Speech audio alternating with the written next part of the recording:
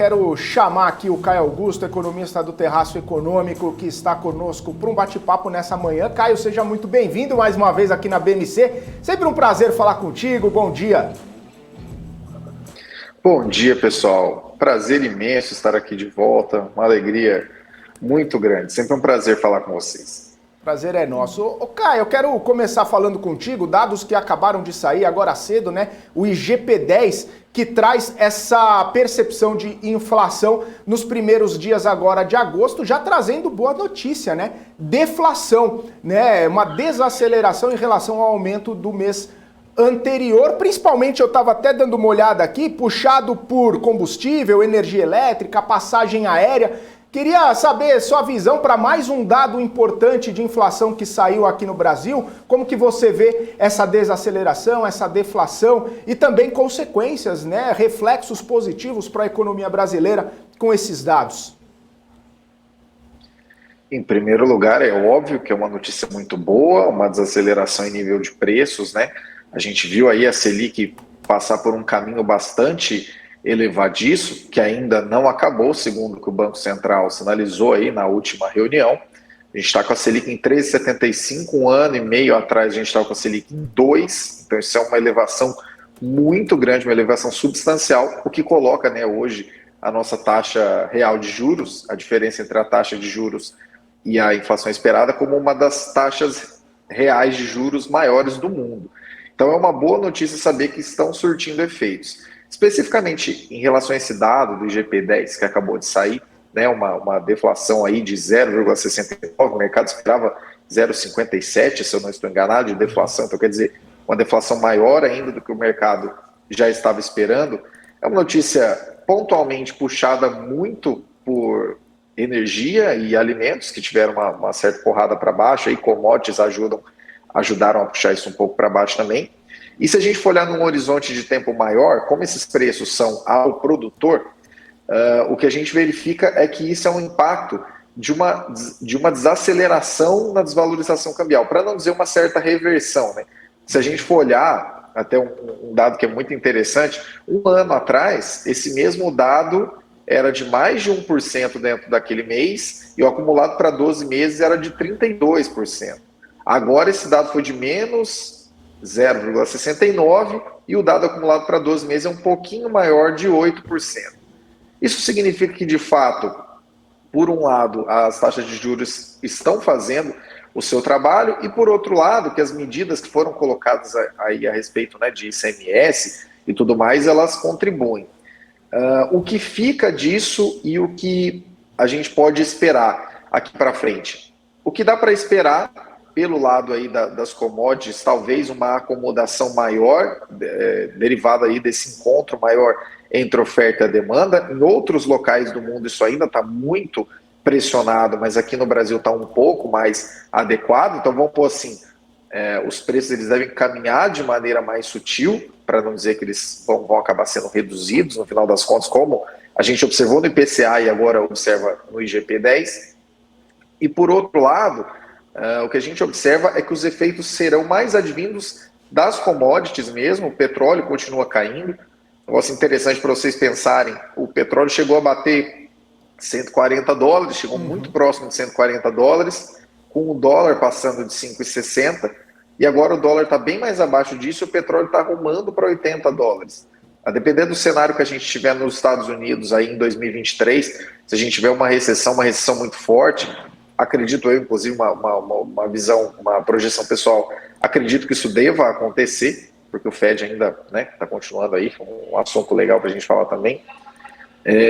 Mas esse efeito deve vir, a continuidade disso, desse desinchar de preços, deve vir mais das commodities do que de outras medidas, até porque não existe muito espaço adicional para se fazer isso. Essas medidas foram colocadas aí, tudo bem, né, que essa do ICMS, ela colocou como bens essenciais aí gasolina, energia, telefonia também, apesar que eu estava vendo ontem que telefonia ainda não repassou, Vivo, claro, e Oi ainda não repassaram, mas enfim, esses efeitos devem vir mais da queda das commodities mesmo, essa desaceleração, essa despressurização, do que de qualquer outra medida que pudesse ser colocada, porque de fato não vai haver espaço fiscal e as medidas que foram colocadas agora já entrarão na conta de 2023, principalmente considerando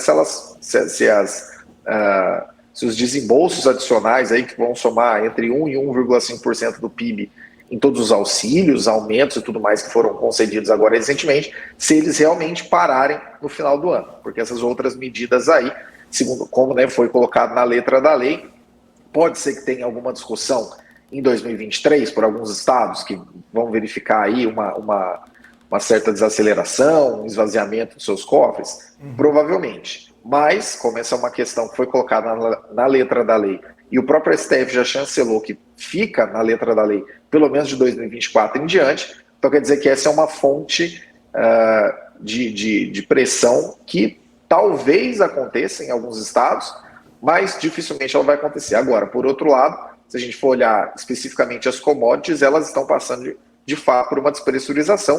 Se o cenário externo continuar sendo de desaceleração, como tudo indica que será, essa continuidade de alívio nos preços deve seguir adiante.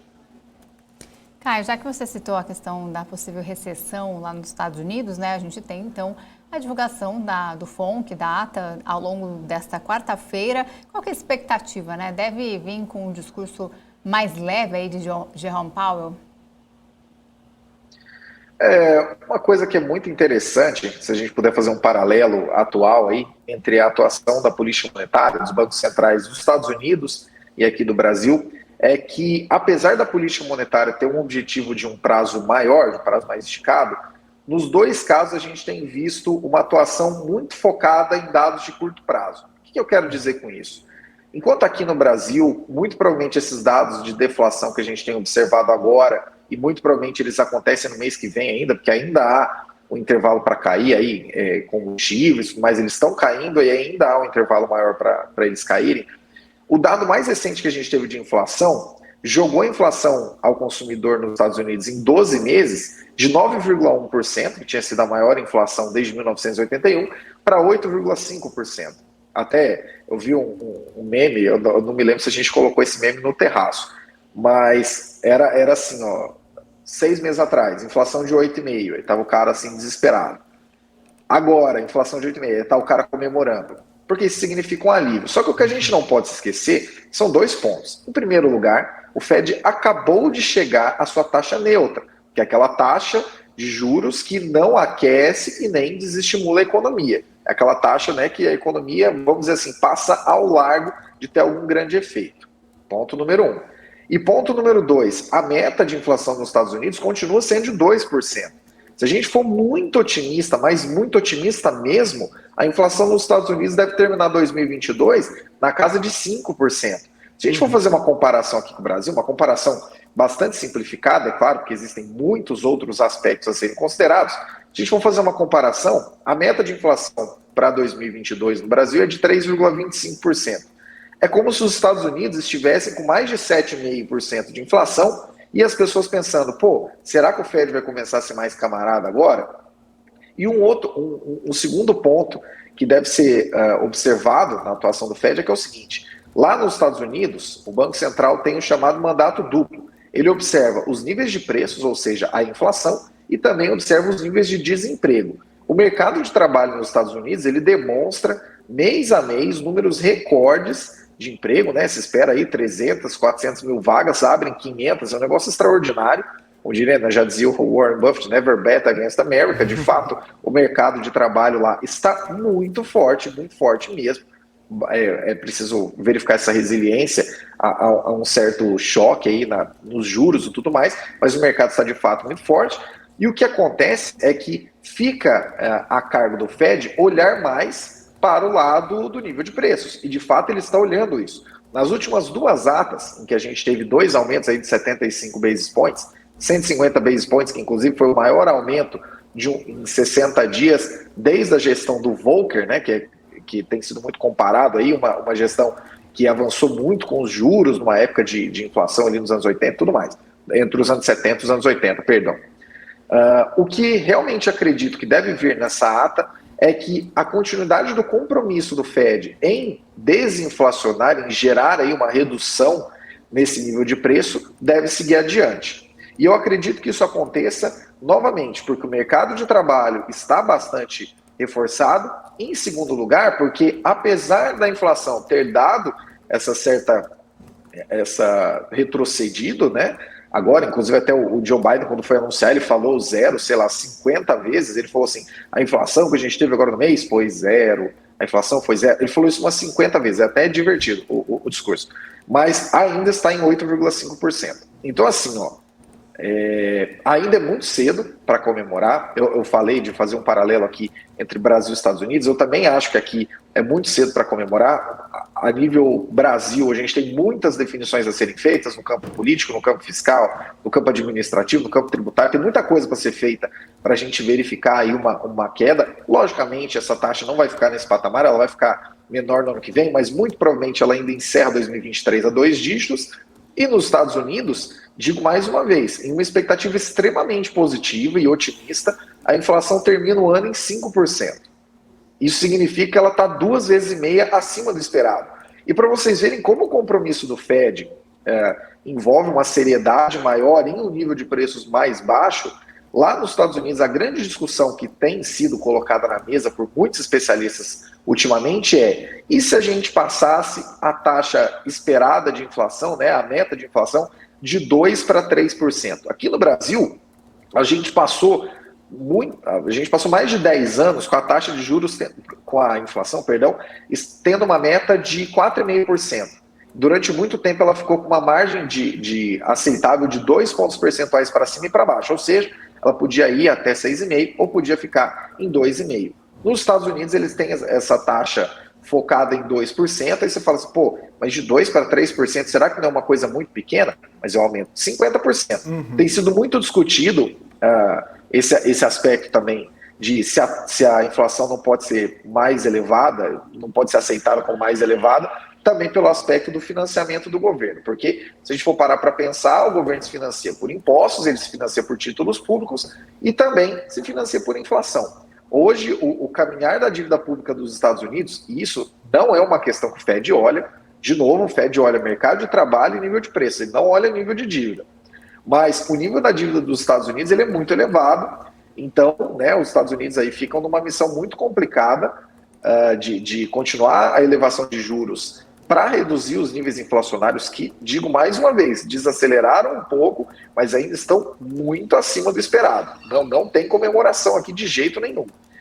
Mas, por outro lado, a gente tem que observar que isso acaba complicando muito a situação de financiamento dos Estados Unidos, numa dívida que já tem mais de 30 trilhões de dólares, e, adicionalmente, uma coisa que a gente não pode esquecer também, é o fato de que o enxugamento do dinheiro, para além da elevação dos juros, né, leia-se, o balanço do Fed, ele continua muito elevado.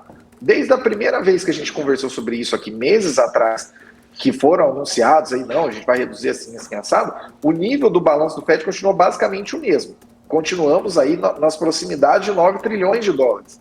Então, os Estados Unidos têm ainda uma missão muito complicada, não tem comemoração nenhuma e muito provavelmente, além dessa ata sinalizar que o compromisso em desinflação, né, em redução do nível de preços lá nos Estados Unidos continua, acredito sinceramente que não dá para a gente descartar a possibilidade de termos um terceiro aumento de 75 basis points na reunião de setembro, ao contrário dos 50 basis points que têm sido previstos aí por certos analistas.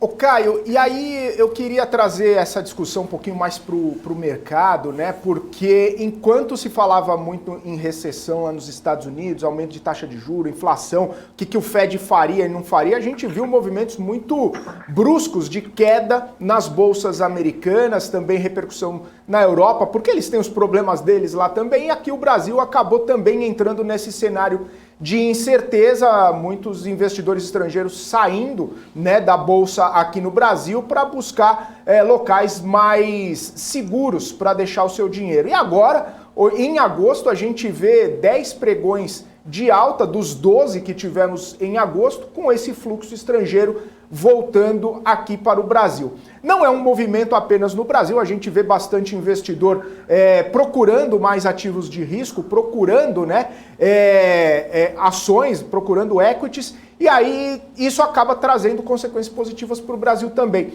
O cenário está ficando um pouquinho mais tranquilo, um pouquinho mais interessante para os ativos de risco, como a gente tem visto aqui no Brasil. Esse é um movimento que vem junto com essa perspectiva que você estava trazendo aqui, que a economia americana talvez não fique tão impactada assim por conta desses dados, já que tem bastante emprego, já que está conseguindo, de repente, até trazer um pouquinho mais a inflação para o controle, com os dados que foram divulgados recentemente de CPI e PPI. Enfim, o cenário está ficando um pouquinho mais interessante nesse sentido, Caio, na sua visão? Eu acredito que dá para a gente olhar sob duas óticas. A ótica do curto prazo, a gente for olhar aí os próximos 2, 3 trimestres, e uma ótica mais esticada. No curto prazo, o que a gente verifica é que a normalização dos juros continua globalmente. Aqui no Brasil, a gente está chegando perto do fim desse ciclo, né? 13,75%. Há uma expectativa de que a gente vá aí para 14%. Acho muito difícil que a gente chegue a 14,25%, como a gente teve aí recentemente, a não ser que a gente tenha alguma outra informação que vá, né, surpreender aí para cima, mas as surpresas têm acontecido para baixo atualmente. Nos Estados Unidos também a surpresa tem acontecido um pouco para baixo, mas ainda há um longo caminho a ser percorrido. E de fato, assim, para os próximos trimestres, a gente tem que observar quais serão as decisões nos juros nos Estados Unidos, principalmente, que é a economia ali, né, que acaba direcionando mais investimentos no mundo inteiro. Mas, por outro lado, quando a gente olha para uma janela maior de tempo, acredito sinceramente que o maior problema que a gente vai ter na economia global nessa década, em termos de fluxo de capitais, vai ser esse enxugar de liquidez do Fed. Se você que está nos assistindo agora já me assistiu falar aqui outras vezes, muito provavelmente você vai falar assim, pô, mas o Caio está lembrando isso de novo, mais uma vez. Eu digo de novo, de 2008 para cá, todas as vezes que o mercado passou por qualquer crise, independente do tamanho, o Fed ia lá e injetava dinheiro, e aí aumentando esse balanço. Crise de 2008, beleza, poderia ter congelado o sistema financeiro global, ali nos Estados Unidos pelo menos, isso seria muito danoso, o governo foi lá, acabou injetando uma quantidade imensa de dinheiro e tudo mais, aumentou o balanço do Fed. Pandemia, a gente teve aí um ritmo ainda mais elevado, né, de aumento desse balanço. Só que assim, se por um lado, essa solução, né, que muita gente considerava que seria eterna, até tem aí a teoria moderna, a Monetary Modern Theory, né, que fala que teoricamente não haveria limite de endividamento, não haveria limite de emissão da própria moeda. Enfim, eu acho isso bastante questionável. A gente está vendo agora os efeitos de você não levar isso a sério num prazo mais esticado de tempo, mas enfim, em um curto prazo, se a gente for olhar para os próximos trimestres, é importante verificar qual será o caminho das taxas de juros e o caminho também dos níveis de preços, isso mais curto prazo. Só que se a gente for olhar mais longo prazo, nos Estados Unidos a gente tem que verificar esses desafios em relação a essa redução de balanço, e aqui no Brasil o que a gente tem que ficar de olho é nas agendas de reformas, na continuidade de agendas de reformas. E por que eu digo isso? Porque o Brasil, de fato, nesse momento, ele acaba recebendo muitos recursos de fora, porque há um grande movimento global, né, chamado rotation, que quando os investidores do mundo inteiro começam a procurar outras oportunidades para alocar, porque nos Estados Unidos, para dizer apenas um exemplo, mas a Europa tem uma situação parecida, inclusive a Europa ainda deve passar por aumentos de juros numa magnitude muito maior, eles estão muito mais baixos aqui do que os Estados Unidos e ainda mais baixos aqui do que aqui no Brasil, mas esse movimento de rotation ele acaba indo para locais que têm um pouco mais de risco e que sinalizam que a casa está começando a ser arrumada. Se a gente for olhar numa janela um pouco mais esticada aqui no Brasil, do governo Temer para cá, a gente passou por algumas reformas, por algumas normatizações, seja na política monetária, na comunicação da política monetária, quanto a diversos outros aspectos de quem investe aqui, nível de burocracia. A gente baixou muito aí nos últimos anos, agora também no governo Bolsonaro, o tempo para se abrir uma empresa. A gente está passando por várias simplificações tributárias, ainda tem um caminho muito longo aí, administrativamente, tributariamente falando, mas a gente está avançando. Então, numa janela mais esticada, os Estados Unidos ele já tem uma produtividade maior, ele já tem um governo mais enxuto mesmo, com vários aumentos aí que foram verificados, sei lá, de 10, 15 anos para cá, eles têm um governo bastante enxuto e uma produtividade bastante elevada. O desafio para lá vai ser esse enxugamento de liquidez, uma janela de mais longo prazo. E aqui no Brasil seria a continuidade de reformas e de outras instâncias, outras instituições, por assim dizer, que nós tocaremos por aqui, que teoricamente a gente está correndo atrás disso, para que a gente chegue a se tornar um safe haven, vamos dizer assim, né? Talvez seja até muito arriscado da minha parte usar essa expressão e dizer que o Brasil é um safe haven, mas podemos nos tornar, estamos caminhando para, entendeu? E assim, isso é uma coisa que precisa ficar bem clara. Esse caminho independe de mudanças de curtíssimo prazo, como quem foi eleito agora, quem está sendo eleito amanhã, são mudanças paulatinas que vão sendo colocadas ali, tijolinhos que vão formando uma escada, vão formando um castelo que demoram tempo. Instituições demoram para ter efeito. Se a gente for colocar uma, por exemplo, para vocês terem ideia do que a gente está falando, a Lei de Responsabilidade Fiscal foi entre 99 e 2000. O Brasil passou a ter uma credibilidade maior a nível de dívida, tanto é que a gente chegou a ter grau de investimento em 2007, 2008. Entendeu? Então, assim, foi muito tempo depois. E depois a gente acabou perdendo aí, em função aí do desarranjo fiscal observado no governo Dilma, pedaladas fiscais e tudo mais, o crime de responsabilidade ali cometido.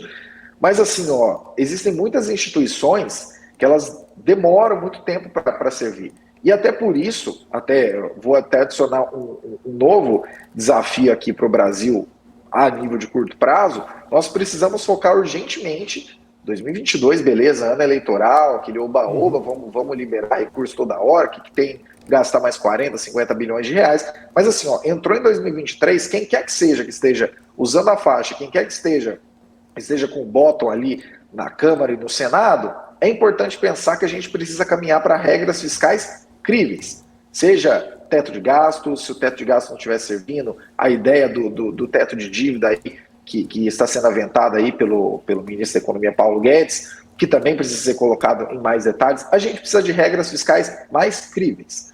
Lá fora, o grande desafio de longo prazo é esse enxugar de liquidez, que está em níveis elevadíssimos, e aqui é continuar arrumando a casa. Bagunçou, uma coisa que vocês não podem se esquecer jamais. Instituições você demora décadas para construir e anos para destruir.